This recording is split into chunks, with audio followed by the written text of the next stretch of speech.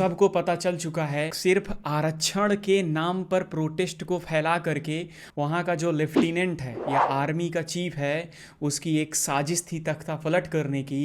किससे मिलकर के? पाकिस्तान के आईएसआई और चाइना वहाँ पे वो तख्ता पलट करना चाहता था। आरक्षण तो सिर्फ एक बहाना था और अब इसकी कीमत पूरा का पूरा बांग्लादेश चुकाएगा। और क्या इसके गंदे इंपैक्ट पड़ेंगे पूरा देखेंगे। बात 1971 की है, जब शेख मुजीबुर रहमान, जो कि शेख हसीना के पिताजी हैं, उन्होंने पाकिस्तान से लड़के बांग्लादेश को आज़ाद कराया। और यही वजह है कि बांग्लादेश पाकिस्तान से आज इतना आगे है। कैसे आगे है मैं बताता हूँ। जहाँ आज पाकिस्तान में पर व्यक्ति की इनकम 33,000 रुपए है, वहीं बांग्लादेश में पर व्यक्ति की इनकम 2,14,15,000 रुपए है। 2 लाख रुपए से ऊपर, समझ रहे हो। जहाँ पाकिस्तान पे आज 2 करोड़ बच्चे स्कूल नहीं जा पा रहे, सिर्फ इस वजह से कि उनके पास रिसोर्सेस नहीं है, पैसा नहीं है। वहीं आज बांग्लादेश में सिर्फ ये आंकड़ा 72,000 बच्चों का है, केवल 72,000 बच्चे स्कूल नहीं जा पा रहे हैं। और जहां पाकिस्तान सिर्फ $32 बिलियन का एक्सपोर्ट करता है, दूसरी कंट्रियों के साथ व्यापार करता है, वहीं बांग्लादेश आज 65 बिलियन के आसपास ट्रेड करता है, एक्सपोर्ट करता है अदर कंट्रियों के साथ।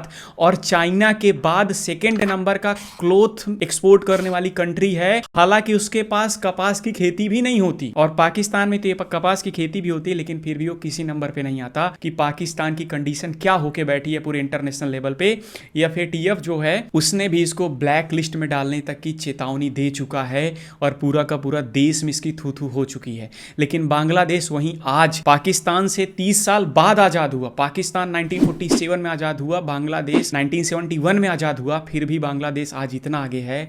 रीजन सिर्फ एक है, क्योंकि वहां पे शेख हसीना थी, और शेख हसीना की वजह से वहां पे बहुत अच्छे अच्छे डेवलपमेंट हुए। अब बात करते हैं कि चाइना वहां के आर्मी चीफ के साथ क्यों वहां पे तख्ता पलट करवाया। आप लोग को पता है कि चाइना एक डिक्टेटरशिप वाली कंट्री है, जहां पे सिर्फ एक इंसान शी जिनपिंग राज करता, और वो चाहता है कि मेरे आसपास की कंट्रियां या तो उसके अंडर हो, या उसकी गुलाम हो, या फिर पूरी की तरह बर्बाद हो। एग्जाम्पल के तौर पे पाकिस्तान को उसने पूरा डुबो दिया है, उसने श्रीलंका को पूरा कर्जे में डुबो दिया है, उसका बंदरगाह ले लिया है। और अब बांग्लादेश की बारी थी, तो बांग्लादेश ने जो अपना रिवर प्रोजेक्ट था 1 ट्रिलियन का, वो अभी इंडिया के साथ शेख हसीना ने मिलकर के साइन किया था। चाइना को डिक्लाइन कर दिया था, चाइना को मना कर दिया था। चाइना को सिर्फ यही बात बुरी लगी थी, और यही बात के चलते चाइना बांग्लादेश के चीफ के साथ मिलकर के बांग्लादेश में तख्ता पलट करा दिया। और वहां की प्रधानमंत्री, जो कि वहां की सबसे अच्छी प्रधानमंत्री आज तक की थी, जो कि बांग्लादेश को इतना ऊपर तक ले आई, उसको भागना पड़ा देश छोड़कर। अब बात करते हैं इसका इंपैक्ट क्या पड़ने वाला है वहां के लोगों पर। इंपैक्ट में बात आती है तो सबसे पहला इंपैक्ट पड़ेगा वहां के हिंदुओं पर, जिनकी जनसंख्या उस टाइम पे थी 30%, जो कि आज होनी चाहिए थी लगभग 6 से 7 करोड़, लेकिन आज वहां पे केवल 1 करोड़ 22 लाख लोग हैं। और 5 अगस्त 2 दिन पहले, जिस दिन से वहां पे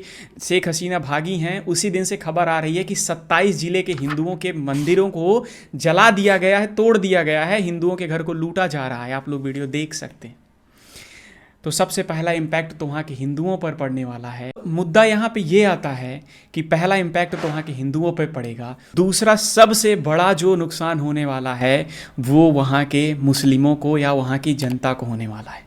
उनको लग जरूर रहा है कि हम लोग बहुत अच्छे होने वाले हैं, हमारी जनता बहुत डेवलप करेगी। ऐसा कुछ नहीं है। आप एग्जाम्पल के तौर पे देख लो पाकिस्तान की क्या हालत होके बैठी है। बांग्लादेश इसलिए अच्छा था क्योंकि वहाँ पे थोड़ा बहुत सेकुलरिज्म कंट्री थी, और वो क्यों थी? रीज़न सिर्फ ये था क्योंकि उसका इंडिया के साथ अच्छा रिलेशन था, और इंडिया एक नॉन एलाइनमेंट मूवमेंट वाली कंट्री है, जो किसी के साथ जाना पसंद नहीं करती, ना तो लड़ाई वाले के साथ, ना लड़ाई स्टार्ट करने वाले के साथ। तो दूसरा इम्पैक्ट, वहाँ की जो जनता है उसको बहुत बुरे तरीके से झेलना पड़ेगा आने वाले टाइम पे। वहाँ पे भूखमरी जैसी समस्याएं होगी। लिटरेसी रेशियो वहाँ का बहुत ज़्यादा गंदा होने वाला है। अशिक्षित वहाँ पे बहुत लोग होंगे। वहाँ पे जैसे खाने पीने की चीज़ें, प्राइमरी गुड्स बहुत बढ़ने वाला है। जैसे कि पाकिस्तान का हाल आप लोग देख सकते हो कि एक सिलेंडर 3,000 के आसपास का है। ये इम्पैक्ट दूसरा पड़ने वाला है। तीसरा, अब वहाँ की जो जनता है वो सरकार नहीं चलाएगी, अब वहाँ की सरकार चलाएगी तो वहाँ की आर्मी चलाएगी। जैसे पाकिस्तान में होता है। पाकिस्तान में फुल मेजॉरिटी की सरकार जो इमरान खान लेके आते हैं, उनको आर्मी हटा करके ज़बरदस्ती अपनी गवर्नमेंट बना देती है और किसी भी इन्फ्लुएंसर की आवाज़ नहीं निकलती है कि वहाँ पे डिक्टेटरशिप है। और यही चीज़ें सब थोपी जा रही हैं इंडिया में इन्फ्लुएंसरों के थ्रू। बस वो लोगों को थोड़ा सा पैसा मिल जाता है दूसरी कंट्रियों से, मिलता भी इसीलिए है क्योंकि वो वीडियो भी ऐसे बनाते हैं और वो लोग इंडिया पे थोप देते हैं। तो तीसरा नुकसान इन लोगों को होने वाला है कि अब डिक्टेटर वाली कंट्री बनने वाली है और उनका जो मन करेगा वो करेंगे। जैसे अफ़गानिस्तान में 13 साल से ऊपर की लड़कियों की लिस्ट बना ली गई है और वो लोग किसी लड़की को भी कभी भी उठा लेते हैं और किसी भी 60 से 70 साल वाले मौलवी के साथ या तालिबान के आतंकवादी के साथ उसकी शादी करा देते हैं। तो चौथा नुकसान ये होने वाला है। पांचवा बात करें, ये जो कंट्री अभी तक इतना डेवलप की है ना, कि पाकिस्तान से इतना अच्छा आगे थी और हर जगह पे इन्होंने बहुत अच्छे तरीके से सेटल कर रखा था। अब सारी की सारी इकोनॉमी में इसका इम्पैक्ट पड़ने वाला है और ये कंट्री अगली अफ़गानिस्तान पाकिस्तान बनने वाली है। क्यों? रीज़न की बात, इसके पीछे रीज़न ये है क्योंकि वहाँ पे जो पार्टी है BNP और जमात इस्लाम करके एक ग्रुप है, ऑर्गेनाइजेशन है, ये पूरे के पूरे पाकिस्तान सपोर्टर हैं और चाइना से इन लोग की फंडिंग होती है। ये होने वाला है बांग्लादेश के साथ। अब ये तो रही बांग्लादेश की बात, अब इसका इम्पैक्ट भारत में कैसे पड़ेगा? आए दिन अपने यहाँ पे जाति के नाम पर हर नेता लड़ाने की कोशिश करता है। कोई भी ऐसा मुद्दा नहीं उठाता कि हम लोग की जनसंख्या बढ़ी जा रही है, हम लोग के यहाँ पे रिजर्वेशन दिया तो जाना चाहिए, लेकिन उनको दिया जाना चाहिए जिनको हक है। सिर्फ जाति के नाम पे लड़ाते हैं और कहते हैं कि हमारी गवर्नमेंट बनवाओ, हम ये कर देंगे। जैसे मोदी जी कहते हैं कि UCC लाया जाए, UCC यूनिफॉर्म सिविल कोड, सब के लिए एक कानून, लेकिन वहीं कांग्रेस कहती है कि हमारी गवर्नमेंट लाओ, हम मुस्लिमों का अलग कानून लाएंगे, हिंदुओं का अलग कानून लाएंगे। तो ये कहाँ से सेकुलर कंट्री हुई? पहला तो यही हो गया।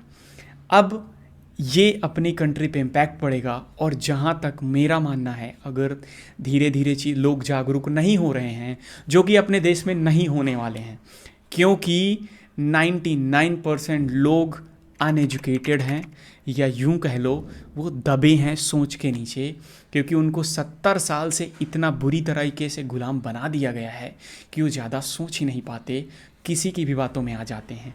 जैसे जर्मनी में बैठा एक इंसान हमारी देश के बारे में ज्ञान दे देता है और लोग उसको अपना मसीहा मान लेते हैं, और ये शर्म की बात है। जिन भगत सिंह, जिन गांधी जी की करके बात वो वहाँ से ज्ञान देता है, अगर वो लोग होते तो खुद वो उसको गोली मार देते, क्योंकि वो खुद बोलते हैं एक क्रांतिकारी वो नहीं होता जो विदेश में बैठ के ज्ञान दे, एक क्रांतिकारी वो होता है जो लड़ाई करे मैदान में आके अपने देश के लिए।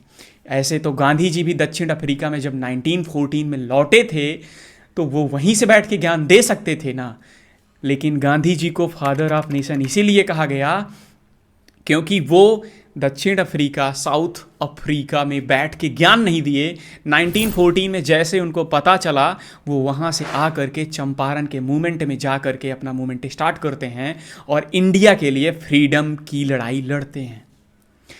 तो प्लीज़ यार, थोड़े से पैसे के लिए ध्रुव राठी भाई और जो हमारे इन्फ्लुएंसर हैं, ऐसा मत करो, नहीं तो हमारी कंट्री के हालत बहुत बुरे होने वाले हैं। सच बता रहा हूँ। रियल डिक्टेटरशिप जो है वो अब आएगी बांग्लादेश में। जिस शेख हसीना को तुम बुरा बोलते हो, 57 कंट्रियां हैं मुस्लिम की, फिर भी शेख हसीना ने इंडिया पे आकर शरण ली है। सोचने वाली बात है। और तुम बोलते हो कि हिंदुस्तान हिंदू मुस्लिम करता है। नहीं, ये पूरा का पूरा वीडियो था। आशा करता हूँ वीडियो पसंद आया होगा और इस वीडियो को ज़्यादा से ज़्यादा लोगों तक शेयर करो, जिससे लोगों तक ये बातें पहुँचें कि अब गलत होने वाला है। तो चलिए मिलते हैं अगले वीडियो में, तब तक के लिए जय हिंद, जय भारत।